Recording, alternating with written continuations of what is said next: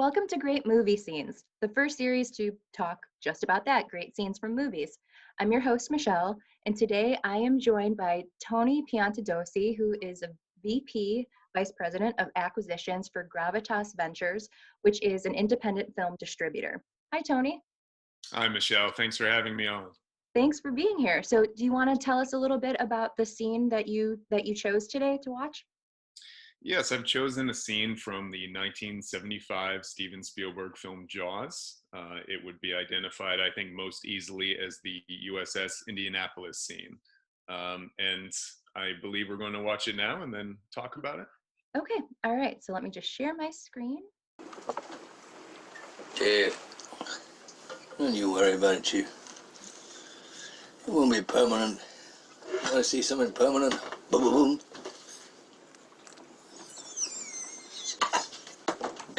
Hey, whoa. You want to feel something permanent? Just put your hand underneath my cap. Just feel a little lump. Knock-on-all on St. Paddy's Day, Boston. I got that beat.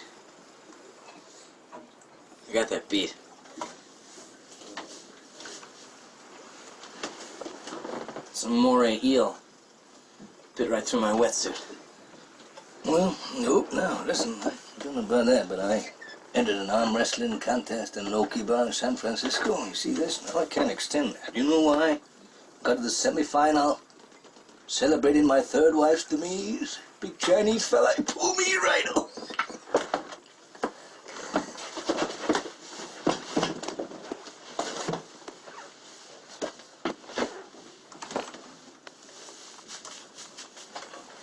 Look at that.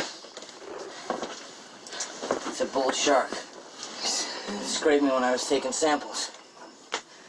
I got something for you. That's the thresher. You see that, Chief? Thresher's tail. Thresher? It's a shark. You want a drink? Drink to your leg? I'll drink to your leg. Okay, so we drink our legs.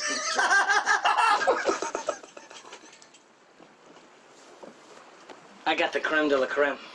Right here. Hold on. Yeah, you see that? You're wearing a sweater. Right there. Mary Ellen Moffat. She broke my heart.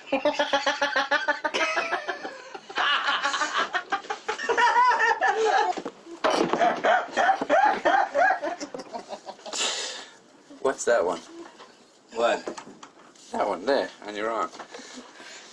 Oh, well, it's a tattoo. I got that removed. Don't tell me. Don't tell me. Mother.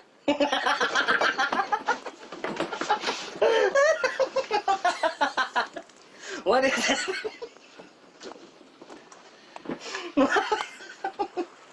Super, that's the USS Indianapolis.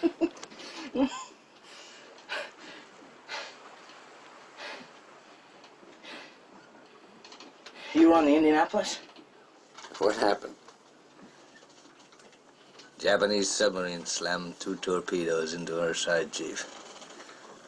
He was coming back from the island of Tinian to Leyte, just delivered the bomb, the Hiroshima bomb. 1,100 men went into the water. The vessel went down in 12 minutes. Didn't see the first shark for about half an hour.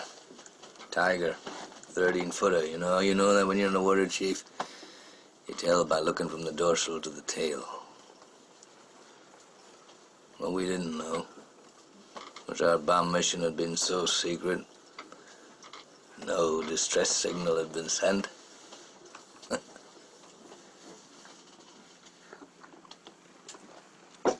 They didn't even list us overdue for a week. Very first light, Chief. Sharks come cruising. So we formed ourselves into tight groups. You know, it's kind of like old squares in a battle, like you see in a calendar, like the Battle of Waterloo, and the idea was, shark comes to the nearest man, that man he starts pounding and hollering and screaming, and sometimes the shark would go away.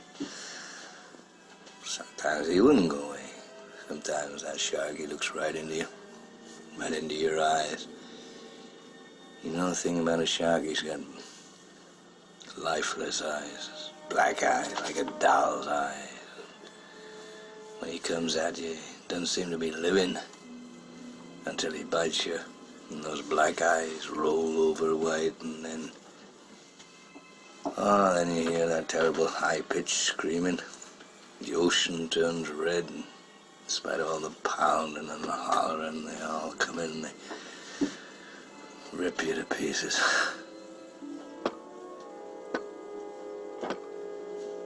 You know, by the end of that first dawn, lost 100 men. I don't know how many sharks, maybe 1,000. I don't know how many men, they average 6 an hour. On Thursday morning, Chief, I bumped into a friend of mine, Herbie Robinson from Cleveland. Baseball player, bosun's mate. I thought he was asleep. Reached over to wake him up. Bobbed up and down in the water. It was like a kind of top. Upended. Well, he'd been bitten in half below the waist.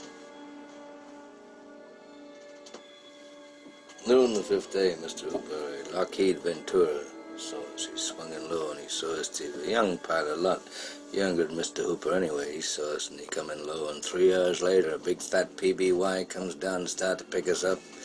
You know, that was the time I was most frightened, waiting for my turn. I'll never put on a life jacket again. So 1,100 men went in the war. 316 men come out. The Sharks took the rest June the 29th, 1945. Anyway, we delivered the bomb. So can you tell us a little bit? I haven't seen the full movie in quite some time, and I have to admit I kind of forgot a little bit about this scene. So it's definitely interesting to go back after a good amount of time and watch it again as an adult. Why did you choose this scene to talk about? Well, first of all, Jaws is one of my favorite films. It has been since I was a kid, but this is a scene that has gained significance as time went on, and I rewatched the film over and over again. You know, when I was younger, it was the shark attack scenes that primarily held my interest, and as I got older, this became my favorite scene in the film. And the first reason I love it is that it shows us in clear contrast who each of these three men are. The whole second half of the film brilliantly narrows down the focus to this trio on the boat, you know, and we're done with the rest of the town and all of those characters. But this is the scene where the character study of the second half really comes into focus. So, you know, you have Quint and Hooper, who have hated each other until now, finding this mutual respect for each other through this scar comparison scene. You know, I especially like that Hooper finally earns the respect of Quint, because while their nautical experiences have been vastly different, Hooper, in a comparatively short life and, you know, short amount of time in the water, has enough battle scars to compete with Quint, whose scars actually, like, a lot of them are just from like bar fights and shenanigans of his youth, you know. And then there's that moment where, you know, they say the Thresher, you know, scar is on Quint's leg, and Brody is asking like Thresher, and then the two of them are just like in this thing together and being like, it's a shark, like, come on, man, get with it. But when it comes to Brody too, you know, you see him lift his shirt and indicating that he has a scar on his torso, but he chooses not to participate.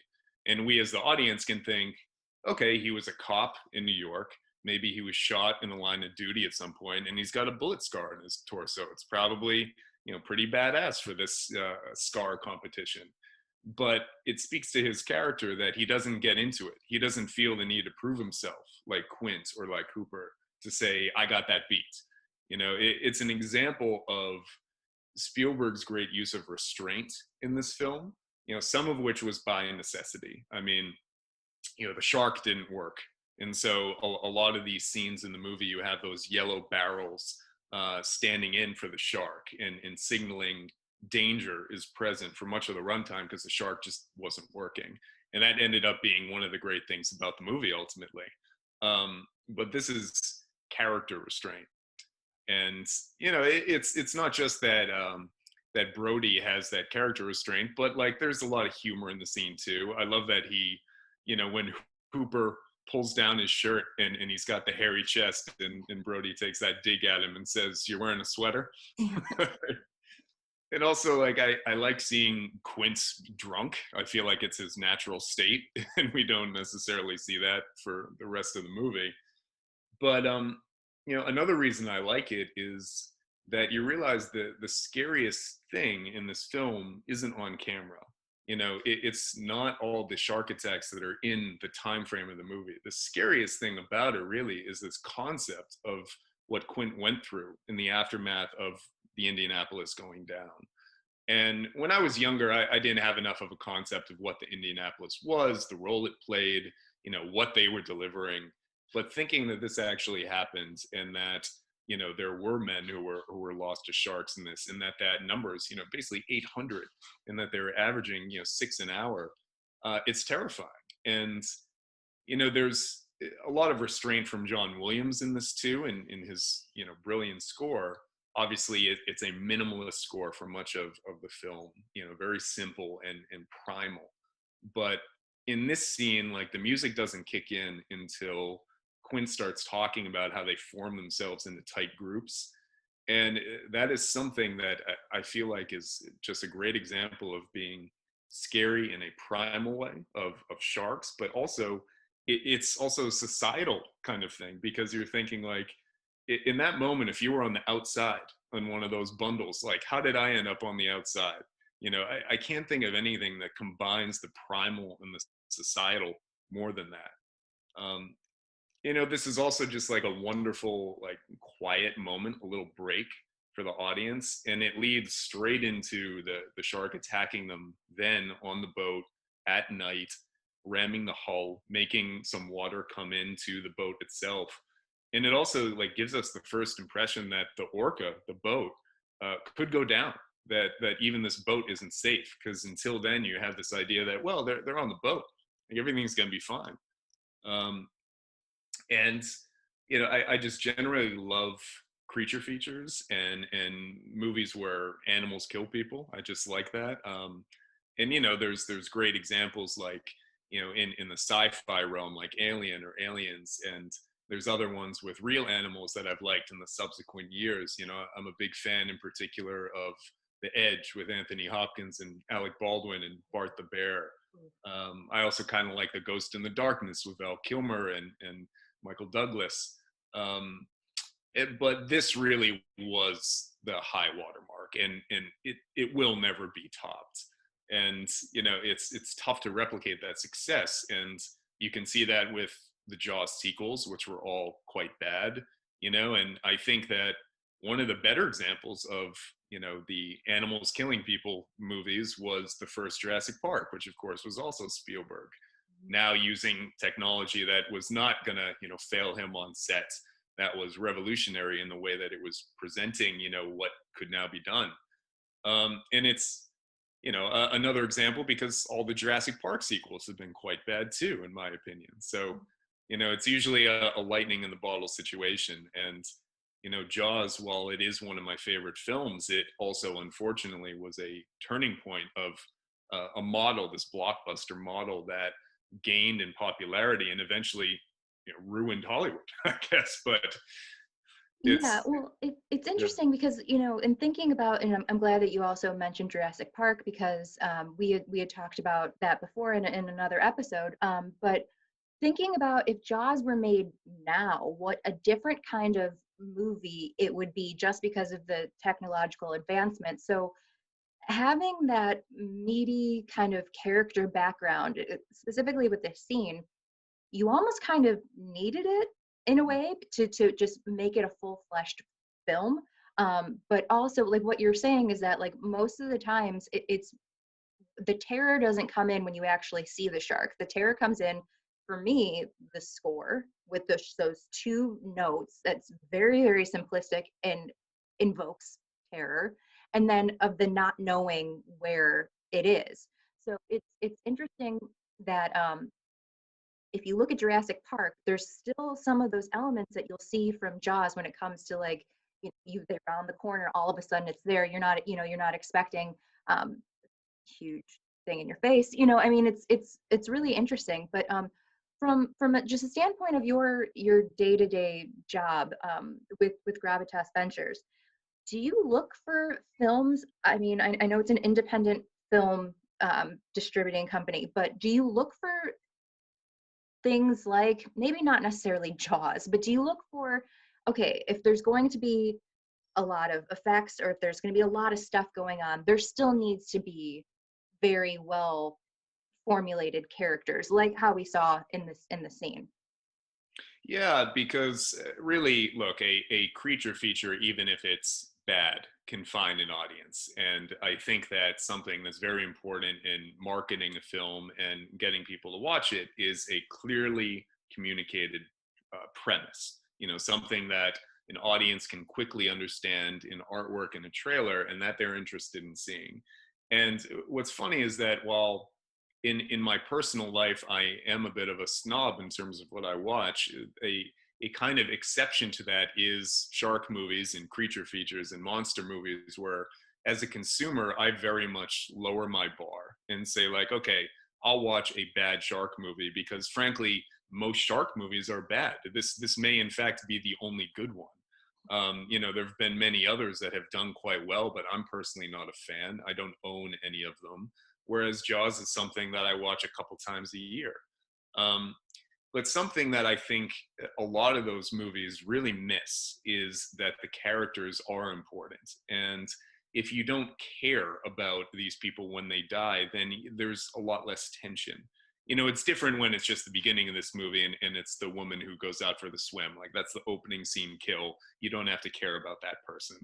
Um, but you know, when it comes to like this scene with the three of these men on the boat, most of these other films that have imitated this over the years, they really don't even come close to making you care about even a single character, let alone these three or anyone they left back in the town either. Right.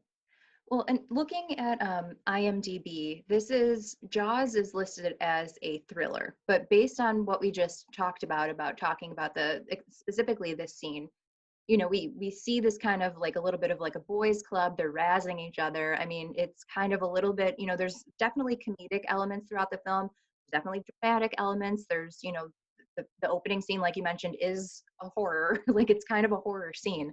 How would you, if you had to pick just one genre to put this in, what genre would you choose? I mean, I do watch this as much for the laughs as I do for the terror, but I guess I would classify this as a thriller ultimately. You know, I think if you have to put it in one bucket, it's a thriller or a survival thriller, you know, that can cross over into horror if you like. But I think that denotes a certain kind of haunted house or slasher movie thing that this isn't. It's amazing this movie is rated PG, by the way. It I shows how that know, changed. I over know. I saw that when I was looking it up. I'm just like, what? It's kind of crazy. Um, yeah.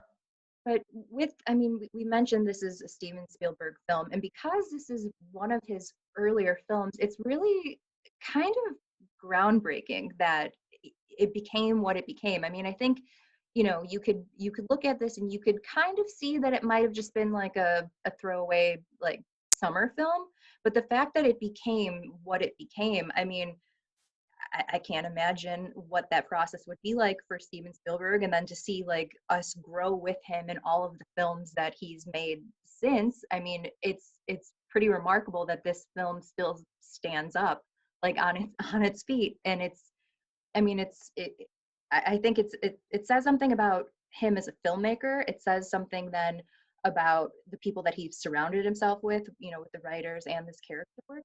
Mhm. Do you have any other Steven Spielberg favorites? I mean, after watching this, did you kind of do what I tend to do is like if I like an actor, if I like a director, I just like go on a binge of like everything that they've done. Yeah, I mean, I believe I've seen his whole filmography, and I do put that first Jurassic Park pretty high up on the list. You know, I also find that that is a film that, even though it was 1993, the effects that were really the first kind of groundbreaking CG effects that had been done. I mean, there was the Abyss and there was T2, but really Jurassic Park was the turning point. And if you go back and watch that movie, it looks better than a lot of movies that come out in, 2019, 2020. And it's amazing that that is held up as well as it did. And part of the reason is that he is able to take very few effect shots and make it feel like it's the whole movie. There's not that many effect shots in Jurassic Park, and there's not a whole lot of shark shots in this movie. And part of it is just he's able to create dread around other things. Like in Jurassic Park, it's not just that there's a dinosaur coming at you, it's that the fence may electrocute you or that the Jeep might fall down the tree at you. There's other kinds of danger that are created as a consequence of this. But also, having, I think, looking at his whole filmography, I mean, there's ebbs and flows to Spielberg. One thing that I would criticize him for is that I think he has gotten a little soft as time went on. I think that he was willing to be a little edgier back when he was doing this than he is now.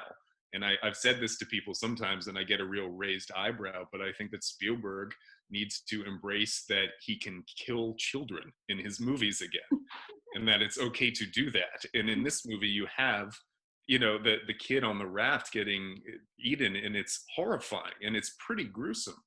And then you have, later films of his, and one I would point at is like War of the Worlds, where you have like the teenage son run over the hill in the middle of the movie, and there's this big explosion. I remember sitting there thinking, oh my God, Spielberg just killed a kid. And then at the end of the movie, the son's just like there and he's fine, and I didn't buy it. But I think that this film is really this example of a guy who is taking a lot more chances, and I still see him do that now. It's just that it's not as often as he used to. So this is still my number one for him.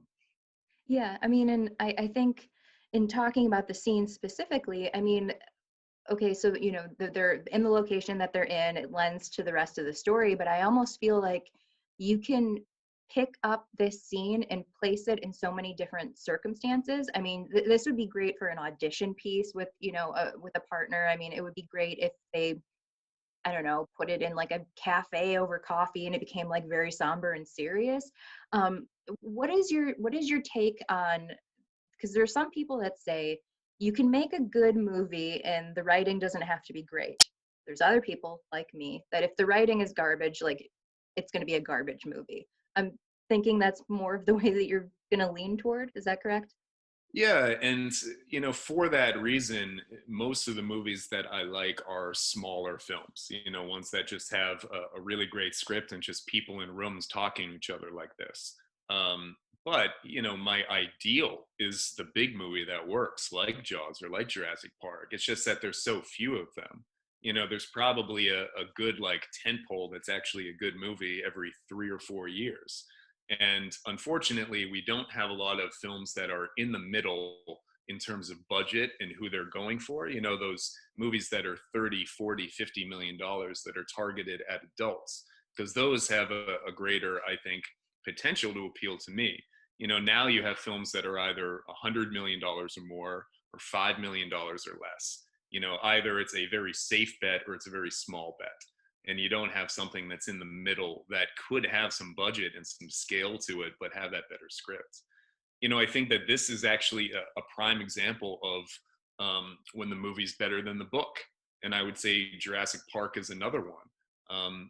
This is a book in which Hooper died, and Hooper also had, an affair with Brody's wife. And there was all this other stuff going on, like a lot of, the people who were in the pocket of the mayor, which is kind of implied with their like little intimidating scene where they go on the boat with Brody, and you have all the like suits around him basically.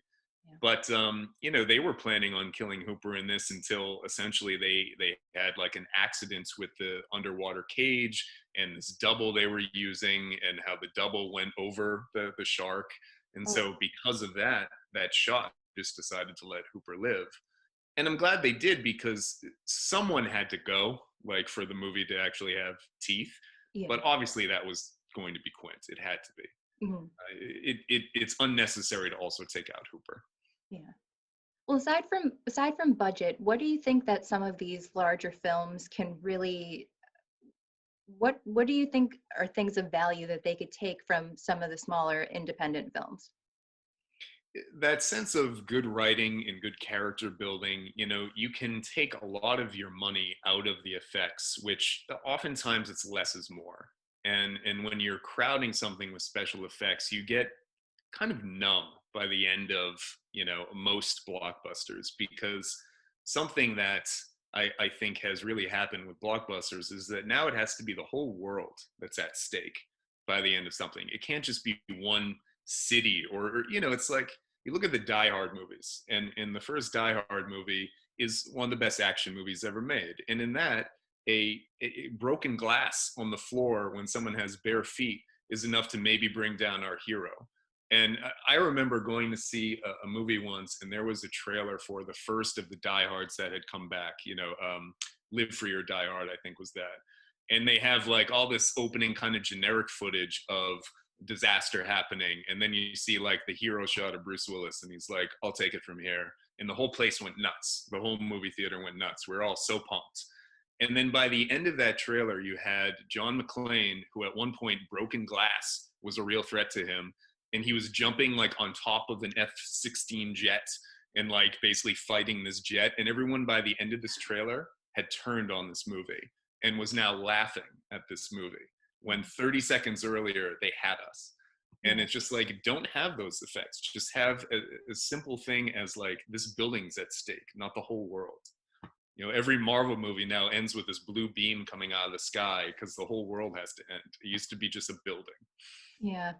No, I couldn't agree more. And I think it just, for myself as a writer, and I grew up as an actor, on the stage and then into film, like less is definitely more. And so like I said earlier, this scene I think was pretty perfect because it applies to Jaws, they're out on the water, all of this, but like I said, I mean, it's just a bunch of guys talking, and it very eloquently and seamlessly goes from messing around, comedic, to just very, very serious. And it didn't feel jarring at all. It didn't feel forced. It just very seamlessly went the way that it was supposed to. And I mean, I think that is the true testament of less is more, building up the characters, having a really compelling story, and then that lends itself to the effects and all of the other stuff, because you're then connected with these people.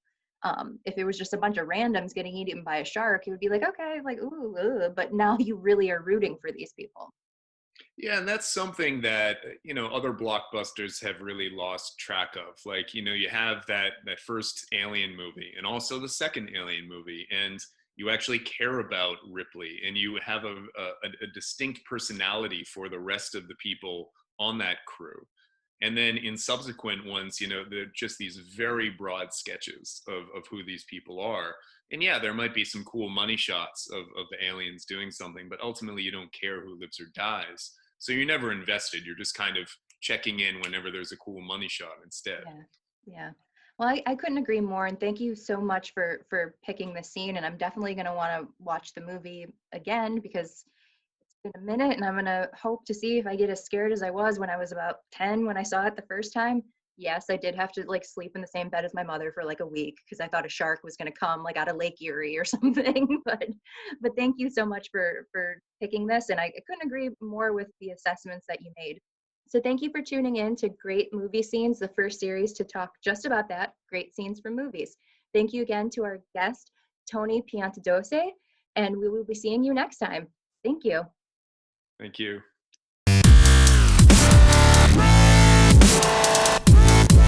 Yeah.